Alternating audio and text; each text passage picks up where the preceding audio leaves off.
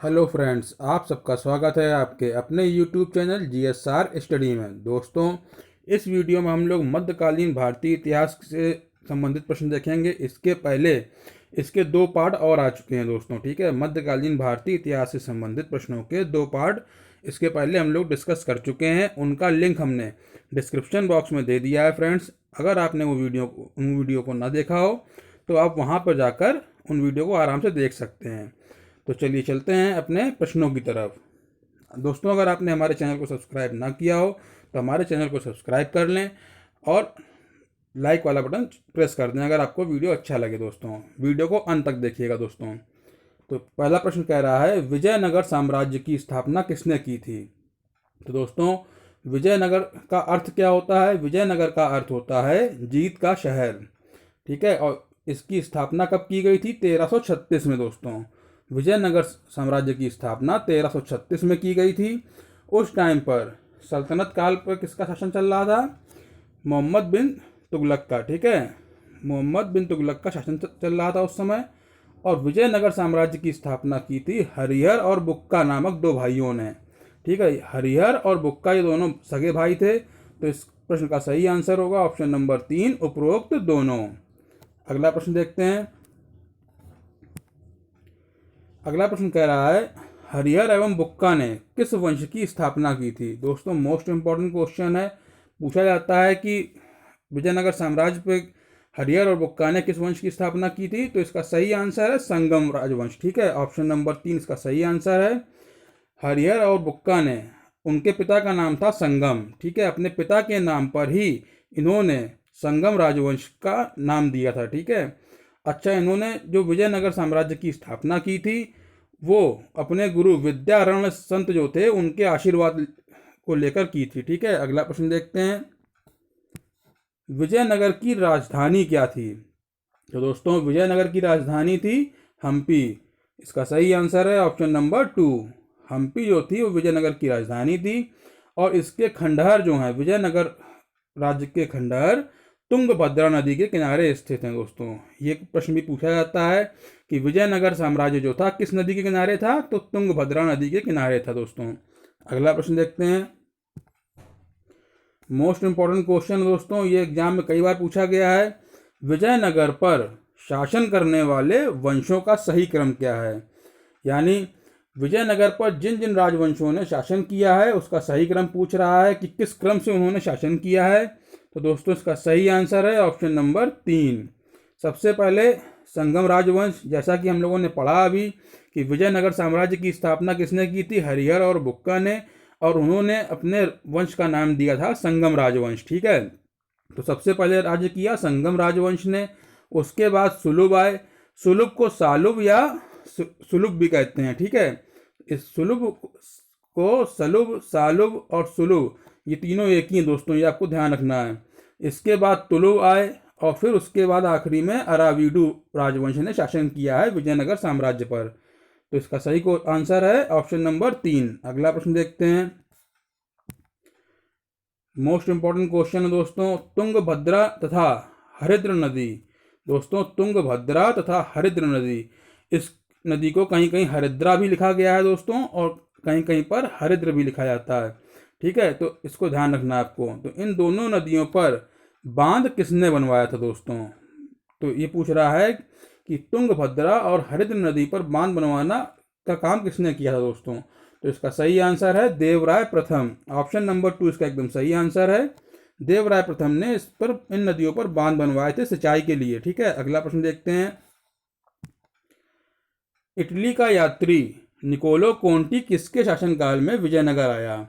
दोस्तों, Niccolo Conti एक Italy का यात्री था दोस्तों, और ये देवराय प्रथम के शासनकाल में विजयनगर आया था दोस्तों। ठीक है, इसका सही आंसर है ऑप्शन नंबर 2। अगला प्रश्न देखते हैं। फारसी राजदूत अब्दुल रज्जाक, ठीक है, फारसी राजदूत अब्दुल रज्जाक किसके शासनकाल में विजयनगर आया था दोस्तों? तो अब्दुल रज्जाक जो था एक फारसी राजदूत था, और ये देवराय द्वितीय के शासनकाल में विजयनगर आया था दोस्तों। तो इसका सही आंसर है ऑप्शन नंबर 3, देवराय द्वितीय। ठीक है, अच्छा, देवराय द्वितीय के बारे में कुछ तथ्य और हैं दोस्तों जिसकी जानकारी आपको होनी चाहिए, एग्जाम में पूछ सकता है ये आपसे। तो संगम वंश का सबसे प्रतापी शासक कौन था दोस्तों? देवराय द्वितीय। ठीक है, इसको इमाड़ी देवराय भी कहते थे दोस्तों। देवराय द्वितीय को इमाड़ी देवराय भी कहा जाता था दोस्तों, जिसका और इसका एक नाम और दिया गया था दोस्तों। देवराय द्वितीय को एक नाम और दिया गया था, उसको जग बेटकर भी कहते थे दोस्तों। क्या कहते थे? जग बेटकर। इसका अर्थ होता है हाथियों का शिकारी। ठीक है, ये इसको एक अभिलेख में इसकी संज्ञा दी गई है, जग बेटकर की। अगला प्रश्न देखते हैं। मोस्ट इंपॉर्टेंट क्वेश्चन है दोस्तों, कई बार एग्जाम में पूछा गया ये। प्रौढ़ देवराय किसे कहा जाता था? तो दोस्तों संगम वंश का एक शासक था जिसको प्रौढ़ देवराय के नाम से भी जाना जाता था दोस्तों। तो इसका सही आंसर है ऑप्शन नंबर 1, मल्लिकार्जुन को। मल्लिकार्जुन जो शासक था संगम वंश का, उसको प्रौढ़ देवराय की उपाधि संज्ञा दी गई थी। ठीक है, अगला प्रश्न देखते हैं। विजयनगर पर सालुव वंश की स्थापना किसने की थी? दोस्तों जैसा अभी हम लोगों ने डिस्कस किया था, इसको सालुव वंश भी कहते हैं, इसको सुलुभ वंश भी कहते हैं। ठीक है, और इसको सलुभ वंश भी कहते हैं। ठीक है, ये तीनों नाम एक ही हैं, इस पर कंफ्यूज मत होइएगा दोस्तों। तो विजयनगर साम्राज्य पर सालुव वंश की स्थापना किसने की थी? सालुव नरसिंह ने। ठीक है, इसका सही आंसर है ऑप्शन नंबर 4, सालुव नरसिंह ने विजयनगर पर सालुव वंश की स्थापना की थी। अगला प्रश्न देखते हैं। तुलुप वंश की स्थापना किसने की थी दोस्तों? जैसा कि हम लोगों ने पढ़ा कि संगम शासकों के बाद सुलुभ ने राज्य किया विजयनगर साम्राज्य पर, और उसके बाद तुलुप वंश के शासकों ने राज्य किया। ठीक है, तो यहाँ प्रश्न कह रहा है तुलुप वंश की स्थापना किसने की थी दोस्तों? तो इसका सही आंसर है वीर नरसिंह ने। ऑप्शन नंबर 1 इसका सही आंसर है। अगला प्रश्न देखते हैं। मोस्ट इंपॉर्टेंट क्वेश्चन है दोस्तों, ये एग्जाम में कई बार पूछा गया है कि तुलुप वंश का सबसे प्रतापी शासक कौन था दोस्तों? तो तुलुप वंश का सबसे प्रतापी शासक था कृष्णदेव राय। ऑप्शन नंबर 2 इसका सही आंसर है। दोस्तों कृष्णदेव राय बहुत ही प्रतापी शासक था और इसका नाम कई जगह मिलता है। ठीक है, अगला प्रश्न देखते हैं। बाबर ने अपनी आत्मकथा में किस शासक का जिक्र किया है? दोस्तों बाबर ने जो अपनी आत्मकथा लिखी थी उसमें उसने कृष्णदेव राय का जिक्र किया है। ठीक है, इसका सही आंसर है ऑप्शन नंबर 4। तो कृष्णदेव राय को बाबर ने अपनी आत्मकथा में भारत का सर्वाधिक शक्तिशाली शासक बताया है दोस्तों। ठीक है, अगला प्रश्न देखते हैं। मोस्ट इंपॉर्टेंट क्वेश्चन है दोस्तों, अष्ट दिग्गज किसके दरबार में रहते थे दोस्तों?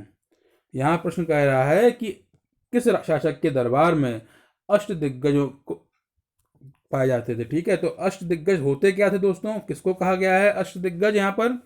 तो तेलुगु साहित्य के 8 सर्वश्रेष्ठ कवि जो थे उनको अष्ट दिग्गज की संज्ञा दी गई थी, और ये किसके दरबार में रहते थे दोस्तों? कृष्णदेव राय के। ऑप्शन नंबर 3 इसका सही आंसर है। कृष्णदेव राय के दरबार में 8 सर्वश्रेष्ठ कवि थे तेलुगु के। ठीक है, तेलुगु साहित्य के, उनको अष्ट दिग्गज की संज्ञा दी थी कृष्णदेव राय ने। अगला प्रश्न देखते हैं दोस्तों। मोस्ट इंपॉर्टेंट क्वेश्चन है ये भी तो फ्रेंड्स। अमुक्त माल्याद, ठीक है, यहाँ कह रहा है अमुक्त माल्याद की रचना किसने की थी दोस्तों? तो ये जो टर्म है अमुक्त माल्याद, ये कहीं कहीं पे आपको लिखा मिलेगा अमुक्त माल्यद, ये बड़े आ की मात्रा नहीं होगी वहाँ पर, तो दोनों सेम है दोस्तों। ठीक है, तो ये तेलुगु में लिखित है दोस्तों। अमुक्त माल्याद की रचना तेलुगु भाषा में की गई है, और इसकी रचना किसने की है? कृष्णदेव राय ने। ठीक है, कृष्णदेव राय। ऑप्शन नंबर 3 इसका एकदम सही आंसर। ये तुलुप वंश के राजा थे दोस्तों, अभी हम लोगों ने पढ़ा इसके बारे में। अगला प्रश्न देखते हैं। मोस्ट इंपॉर्टेंट क्वेश्चन है दोस्तों, ये भी कई बार एग्जाम में पूछा गया है। पांडुरंग महात्म्यम, ठीक है, पांडुरंग महात्म्यम के लेखक कौन है? तो इसके लेखक हैं तेनालीराम रामकृष्ण। ऑप्शन नंबर 1 इसका सही आंसर है। अगला प्रश्न देखते हैं। विजयनगर साम्राज्य का पतन, दोस्तों मोस्ट इंपॉर्टेंट क्वेश्चन है ये। विजयनगर साम्राज्य का पतन किस युद्ध के कारण हुआ दोस्तों? ऐसा कौन सा युद्ध था जिसकी वजह से विजयनगर साम्राज्य का समाप्ति हो गई थी दोस्तों? तो इसका सही आंसर है ऑप्शन नंबर 2, तालीकोटा का युद्ध। दोस्तों तालीकोटा का युद्ध जो है वो 1565 में हुआ था। ठीक है, कब हुआ था? 1565 में, 1565 ईस्वी में इसका ये तालीकोटा का युद्ध हुआ था दोस्तों, जिसकी वजह से विजयनगर साम्राज्य का पतन हुआ था। इस युद्ध में बीजापुर, अहमदनगर, गोलकुंडा और बीदर ने संयुक्त रूप से जो है विजयनगर साम्राज्य पर हमला किया था, और इन सबका संयुक्त रूप से जो नेतृत्व किया था वो अली आदिल शाह ने किया था। ठीक है फ्रेंड्स, और विजयनगर साम्राज्य का नेतृत्व किया था राम राय ने। यह भी आपको जानकारी पता होनी चाहिए फ्रेंड्स। अगला प्रश्न देखते हैं। अरावीडु वंश की स्थापना किसने की थी दोस्तों? जैसा कि हम लोगों ने पढ़ा था कि विजयनगर साम्राज्य पर राज्य करने वाला अंतिम वंश था अरावीडु वंश। ठीक है, तो अरावीडु वंश की स्थापना की थी तिरुमल ने। इसका सही आंसर है ऑप्शन नंबर 4। तो अगला प्रश्न देखते हैं फ्रेंड्स। विजयनगर की मुद्रा क्या थी, या विजयनगर की मुद्रा को क्या कहते थे? तो इसका सही आंसर है पेगोडा। ऑप्शन नंबर 1 इसका एकदम सही आंसर है। विजयनगर की मुद्रा पेगोडा कहलाती थी दोस्तों। ठीक है, अगला प्रश्न देखते हैं। बहमनी राज्य की स्थापना किसने की? दोस्तों, बहमनी राज्य की स्थापना का श्रेय जाता है अलाउद्दीन हसन बहमन शाह को। ऑप्शन नंबर 2 इसका सही आंसर है। अलाउद्दीन हसन बहमन शाह ने 1347 में दोस्तों, कब, 1347 में बहमनी राज्य की स्थापना की। और अलाउद्दीन हसन बहमन शाह का की उपाधि के साथ इसने इस पे गद्दी पे बैठा था दोस्तों ये। ठीक है, अलाउद्दीन हसन बहमन शाह का पहले नाम क्या था? हसन गंगू। ठीक है, अगला प्रश्न देखते हैं। जौनपुर में स्वतंत्र शर्की राजवंश की स्थापना किसने की दोस्तों? मोस्ट इंपॉर्टेंट क्वेश्चन है दोस्तों। यहाँ जो है स्वतंत्र राजवंश की स्थापना की थी जौनपुर में शर्की राजवंश। ठीक है, ये किसने की थी? इसका सही आंसर है ऑप्शन नंबर 4 मलिक सरवर। दोस्तों, ये एक किन्नर था और इसने मोहम्मद बिन तुगलक के शासनकाल में ही जौनपुर में अलग स्वतंत्र शर्की राजवंश की स्थापना की थी। अगला प्रश्न देखते हैं। अटाला मस्जिद कहाँ है दोस्तों? कई बार एग्जाम में पूछा गया है, मोस्ट इंपॉर्टेंट क्वेश्चन है ये। अटाला मस्जिद कहाँ है? जौनपुर में। ऑप्शन नंबर 3 इसका सही आंसर है। दोस्तों, अटाला मस्जिद को किसने बनवाया था? इब्राहिम शाह ने बनवाया था। ठीक है, अटाला मस्जिद जौनपुर में इब्राहिम शाह ने बनवाई थी। लेकिन इससे पहले जब ये अटाला मस्जिद नहीं बनी थी तो ये अटाला देवी का मंदिर हुआ करता था दोस्तों। ठीक है, जौनपुर में अटाला देवी का मंदिर था जिसे कन्नौज के राजा विजय चंद्र ने बनवाया था दोस्तों। ठीक है, उसी को तोड़कर, अटाला देवी के मंदिर को तोड़कर इब्राहिम शाह ने वहां पर अटाला मस्जिद का निर्माण करवाया था। ये आपको जानकारी पता होनी चाहिए फ्रेंड्स। अगला प्रश्न देखते हैं। जौनपुर में जामा मस्जिद का निर्माण किसने करवाया था? दोस्तों, यहाँ पर बात हो रही है जामा मस्जिद की, जो कि जौनपुर में है। ये आपको ध्यान देना है कि जौनपुर में स्थित जामा मस्जिद का निर्माण किसने करवाया था दोस्तों? हुसैन शाह शर्की ने। ठीक है, ऑप्शन नंबर 2 इसका सही आंसर है। हुसैन शाह शर्की ने जौनपुर की जामा मस्जिद का निर्माण करवाया था। अगला प्रश्न देखते हैं। मोस्ट इंपॉर्टेंट क्वेश्चन है दोस्तों, कई बार एग्जाम में पूछा गया है कि महाभारत का और राजतरंगिणी का फारसी में अनुवाद किसने किया? दोस्तों, ये क्वेश्चन दोनों अलग अलग पूछे जाते हैं कि महाभारत का फारसी में अनुवाद किसने किया या राजतरंगिणी का फारसी में अनुवाद किसने किया था। तो यहाँ मैंने ये दोनों क्वेश्चन एक साथ ले लिए हैं क्योंकि ये एक ही आदमी ने कराए थे। ठीक है, तो महाभारत और राजतरंगिणी का फारसी में अनुवाद किया था जैन उल आबदीन ने। इसका सही आंसर है ऑप्शन नंबर 4। जैन उल आबदीन ने महाभारत और राजतरंगिणी का फारसी में अनुवाद करवाया था। अगला प्रश्न देखते हैं। कश्मीर का अकबर किसे कहा जाता है? तो दोस्तों, कश्मीर का अकबर कहा जाता है जैन उल आबदीन को। ठीक है, ऑप्शन नंबर 3 इसका सही आंसर है। ठीक है, अपने धार्मिक स्वतंत्रता की वजह से इसको कश्मीर का अकबर कहा जाता था दोस्तों। ठीक है, और इसी ने अभी हम लोगों ने पढ़ा कि महाभारत और राजतरंगिणी का फारसी में अनुवाद कराया था। तो इसका सही आंसर है जैन उल आबदीन। अगला प्रश्न देखते हैं। अहमदाबाद की स्थापना किसने की थी? दोस्तों, गुजरात का जो शहर है साबरमती नदी के किनारे अहमदाबाद, उसकी स्थापना किसने की थी? अहमद शाह ने। इसका सही आंसर है ऑप्शन नंबर 4। अहमद शाह ने अहमदाबाद की स्थापना की थी। अगला प्रश्न देखते हैं। सूफी संतों के शिष्य को क्या कहा जाता था? ठीक है, यहाँ पर पूछ रहा है सूफी संतों के शिष्य क्या कहलाते थे। तो दोस्तों सूफी संतों के शिष्यों को मुरीद कहते थे। इसका सही आंसर है ऑप्शन नंबर 1। अगला प्रश्न देखते हैं फ्रेंड्स। मोस्ट इंपॉर्टेंट क्वेश्चन है दोस्तों, किस सूफी संत की रचनाएं गुरु ग्रंथ साहिब में शामिल हैं। दोस्तों ऐसा कौन सा सूफी संत था जिसकी रचनाएं गुरु ग्रंथ साहिब, जो सिखों का पवित्र ग्रंथ है, उसमें संकलित की गई हैं। तो इसका सही आंसर है बाबा फरीद। ऑप्शन नंबर 2 इसका एकदम राइट आंसर है। बाबा फरीद की कुछ रचनाएं जो हैं वो गुरु ग्रंथ साहिब में शामिल की गई हैं। इसके अलावा गुरु ग्रंथ साहिब में सनातन धर्म के जो संत थे नामदेव, उनकी भी कुछ रचनाएं जो हैं गुरु ग्रंथ साहिब में शामिल की गई हैं। ये भी एग्जाम में पूछा गया है फ्रेंड्स, ठीक है, तो इसकी जानकारी आपको होनी चाहिए। बाबा फरीद एक सूफी संत थे जिनकी रचनाएं गुरु ग्रंथ साहिब में शामिल की गई थी। इसके अलावा नामदेव जो संत थे उनकी रचनाएं भी गुरु ग्रंथ साहिब में शामिल की गई हैं, ठीक है। अगला प्रश्न देखते हैं। भक्ति आंदोलन का प्रथम प्रचारक किसे माना जाता है। तो दोस्तों भक्ति आंदोलन का प्रथम प्रचारक माना जाता है आचार्य रामानुज को। इसका सही आंसर है ऑप्शन नंबर 1। अगला प्रश्न देखते हैं।